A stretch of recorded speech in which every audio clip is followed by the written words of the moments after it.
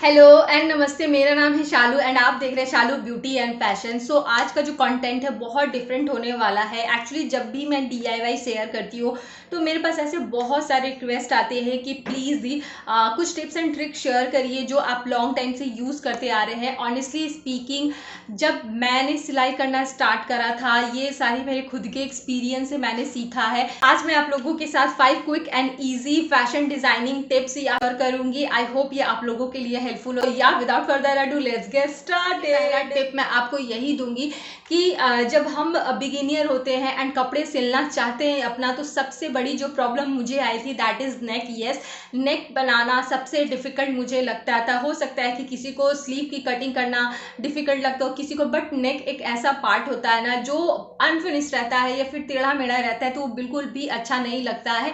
तो मैंने जब मैं अस्तर लगा के सिलती थी तो वो तकलीफ मुझे और भी बढ़ जाती थी। बट फॉर्चुनेटली जब मैं उस वक्त देखो यूट्यूब उतना नहीं चलाया करती थी, बट एक दिन जो है कोई बाहर की कंट्री से मैंने उनकी वीडियो देखी थी, उन्होंने एक ट्रिक बताया तो मुझे वो बहुत अच्छी लगी। बिना किसी बुकरम के, बिना किसी पट्टी के आप अपने नेक को कंप्लीट कर लोगे। अगर वो लाइनिंग वाली है तो सिंपली आपको करना क्या है कि जो भी फैब्रिक आप ले रहे हो, मतलब स्टिच कर रहे हो, चाहे वो सूट है या फिर आपका ब्लाउज, मेन फैब्रिक है उसके ऊपर अस्तर को सीधा रखना है। यस, जो मेन फैब्रिक है उसके ऊपर अस्तर को सीधा रखना है एंड सीधा रखते हुए आपने सिलाई चला देनी है। जब वो सिलाई कंप्लीट हो जाए तो आपने नॉचेस लगा देना है एंड नॉचेस लगा के बस उसको फ्लिप कर देना है दूसरे साइड में। आई होप जो डेमो मैंने आप लोगों को दिया वो आप लोगों के लिए हेल्पफुल हो। बट कोई भी अगर क्वेरी है तो आप मुझे कमेंट सेक्शन में पूछ सकते हो।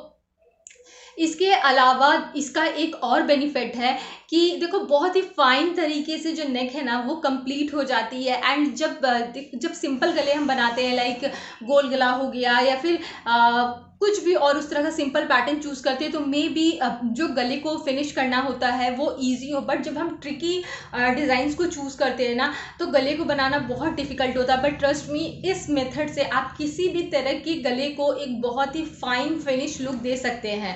गला मैंने स्क्वायर बनाया तो स्क्वायर में जब हम बिगिनियर आप रहते हो पट्टी लगाते तो टेढ़ा मेढ़ा हो जाता है, बट बिल्कुल ही नीट फिनिश होता है, बिल्कुल नीट। मैं आपको सब कुछ एकदम बिल्कुल पास से दिखा रही हूँ, कहीं से भी कोई झोल नहीं है, कुछ टेढ़ा मेढ़ा नहीं है। तो ये बहुत ज़्यादा हेल्प करा है मेरे लिए। अगर आप कपड़े सिलना चाहते हैं तो डेफिनेटली इस ट्रिक को आप ट्राई कर सकते हैं। अपने कपड़े किस तरीके से सिले गए ये इंपॉर्टेंट नहीं होता। आप जब कपड़े अपने बना रहे हो तो आपको वो किस तरह से इजी लग रहा है वो ज़्यादा मैटर करता है। तो मुझे इस तरह से इजी लगता है जब मैं पैचेस वगैरह नहीं लगाती हूँ, सिंपली मुझे गला जो है वो फिनिश करना रहता है। तो मैं इस ट्रिक को पहले मैंने ये एक कपड़ा लिया था रैंडमली एंड इसको मैंने बहुत पहना, बहुत बार स्टाइल करा। तो जब भी मैं साड़ी को पहनती थी ना, बहुत लोग दीदी प्लीज़ लिंक दो लिंक दो। तो ये एक स्क्रैच है, बस मुझे एक कपड़ा पसंद आ गया था, मैं उसको उठा के ले आई थी। बट इस कपड़े की जो मीन 5.5 नहीं था कि मैं इसको साड़ी बना पाऊँ, बट मुझे इसका साड़ी ही बनाना था। तो मैं बहुत लॉन्ग टाइम से सोच रही थी कि इसको किस तरह से इसके लेंथ को बढ़ाया जाए।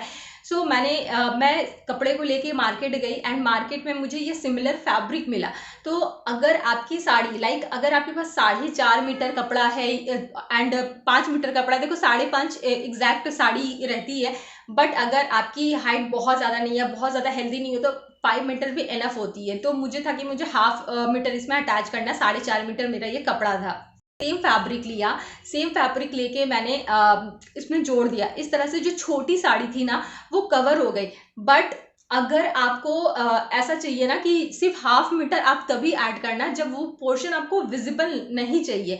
I hope you get my point कि वो बस टकिंग एरिया में जाके कवर हो जाएगा। बट अगर आपकी साड़ी एग्जैक्टली आपको वही कपड़ा मिल जाता है तो हाफ एंड मीटर से आप ज़्यादा भी अटैच कर सकते हो। बट मैं आपको और इसका सोल्यूशन दूंगी कि सपोज आपकी साड़ी छोटी है, आपने हाफ मीटर इधर अटैच कर दिया एंड आपको हाफ मीटर अटैच करना है अपने पल्ले के एंड पे एंड उसको कवर कर देना है किसी भी लेस के साथ में।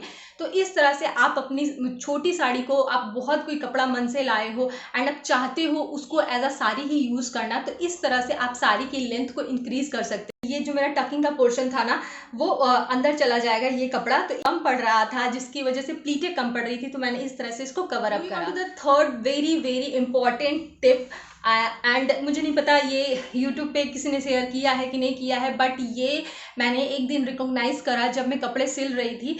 जब भी हम साड़ी को अटैच करते हैं, मतलब फैब्रिक अगर कोई दूसरा फैब्रिक अटैच करते हैं तो हम क्या करते हैं, सीधे ऊपर से उसको सिल देते हैं, जिसकी वजह से ये प्रॉब्लम होती है कि जो बैक साइड का पोर्शन रहता है ना, कपड़े का जो बैक साइड रहता है साड़ी का, वो अनफिनिश रहता है, उसमें धागे दिखते हैं। एंड जब हमारे पास पिको मशीन नहीं रहती है तो वो देखने में भी बहुत ही अजीब सा देता है, तो अजीब सा लुक देता है। तो इसको आप कैसे सॉल्व कर सकते हो? आपको कोई पिको मशीन की ज़रूरत नहीं है, नथिंग, आप बस इस ट्रिक को अपनाना। सबसे पहले आप वो दो फैब्रिक ले लें जिसको आप आपस में जोड़ रहे हैं, एंड उसको आपने जनरली हम क्या करते हैं, सीधे के ऊपर सीधा रखते हैं, बट इस वक्त आपको इस तरह नहीं करना है। आपको उल्टे फैब्रिक को लेना है, दोनों कपड़े के उल्टे हिस्से को पकड़ना है। बहुत ही अच्छे तरीके से मैं आपको समझाने की कोशिश कर रही हूँ, बट अगर कोई क्वेरी है तो आप मुझे कॉमेंट सेक्शन में पूछ सकते हैं, मैं उसको सॉर्ट आउट ज़रूर करूँगी। तो दोनों हिस्से को पकड़ के आपने सिलाई लगा देनी है सीधी सीधी।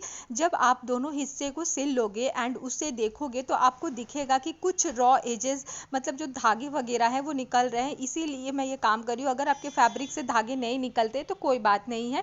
उसके बाद में आपको करना क्या है, कुछ इस तरीके से दिखेगा। फिर साड़ी का जो सीधा हिस्सा है या फैब्रिक का जो सीधा हिस्सा है उसको एक दूसरे के ऊपर रखना है, मतलब दोनों सीधी साइड को पकड़ते हुए सिलाई लगा देनी है। दैट्स इट, कुछ भी नहीं करना है। आप देखोगे बहुत ही ईजिली वे में ये सॉल्व हो जाएगा। ट्रिक को लगा के मैंने साड़ी को ज्वाइंट करा, कहीं से भी आपको किसी भी तरह का अनफिनिश पार्ट नहीं समझ रहा। ये फ्रंट का पोर्शन है, आप ये देखो बिल्कुल फिनिश है, एंड ये बैक का पोर्शन है। ये देखो इसके धागे बिल्कुल कंसील हो चुके हैं, किसी भी पिको मशीन की ज़रूरत मुझे नहीं पड़ी है। तो इस तरीके से आप अपने साड़ी जो है उसको बहुत ही ईजिली मतलब एक साथ जोड़ सकते हो। अगर मैं यहाँ पे सीधा सीधा कपड़ा इस तरह रख देती और जोड़ लगा देती तो पीछे का जो पोर्शन रहता है ना वो अनफिनिश रहता है। तो ये ट्रिक अपना सकते हो अगर आपके पास कोई पिको मशीन नहीं है, कुछ भी नहीं है। यहाँ पे मुझसे एक गलती हुई है, तो मैं चाहती तो बहुत सफाई से अपनी गलती को छिपा सकती थी, बट मैंने जो गलती करी है मैं नहीं चाहती हूँ कि आप वो गलती करें। तो मैं आपको बताती हूँ कि जब मैं ये कपड़ा जोड़ रही थी ना, देखो इस साड़ी की लेंथ को बढ़ाने के लिए जब मैं कपड़े को जोड़ रही थी तो मुझसे एक गलती हुई कि जब भी आप कपड़ा जोड़ते हो, मतलब दो फैब्रिक को जोड़ते हो, तो हमेशा आप बॉटम से स्टार्ट करें कपड़े को जोड़ना। क्योंकि अगर सब दोनों कपड़े की जो विड्थ है ना वो सिमिलर नहीं होती है। देखो तो अगर आप बॉटम से कपड़े को जोड़ना स्टार्ट नहीं करोगे, एंड जैसे मैंने करा कि कमर से ऊपर से मैंने जोड़ना स्टार्ट करा, तो नीचे ये बॉटम में जाके ये कम हो गया कपड़ा। बट अगर आप बॉटम से जोड़ना स्टार्ट करते हो और कमर के पास में थोड़ा बहुत कमता है तो वो टकिंग पोर्शन में आपका छुप जाएगा, वो दिखेगा नहीं, बहुत फाइन एंड फिनिश सा लुक आएगा। तो ये गलती मैंने करी है, आप नहीं करना। एंड मैंने इसको इतनी अच्छी तरीके से सिल दिया था, उसके बाद मैंने ये ध्यान दिया, तो नहीं तो मैं इसको ठीक कर देती अगर एक सिंगल सिलाई रहती तो। बट कोई नहीं, इसको मैं क्या करूँगी, हल्का सा यहाँ से इसको फोल्ड कर दूंगी एंड एक टाका लगा दूंगी, तो ये बिल्कुल भी पता ही नहीं चलेगा कि हाँ इसमें छोटा बड़ा है। बट आप ये गलती नहीं करना, मतलब ये इतना ज़्यादा मुझे पसंद है, जब से मैंने इसको करना स्टार्ट करा मैंने अपने बहुत सारे पैसे बचाए हैं। कैसे?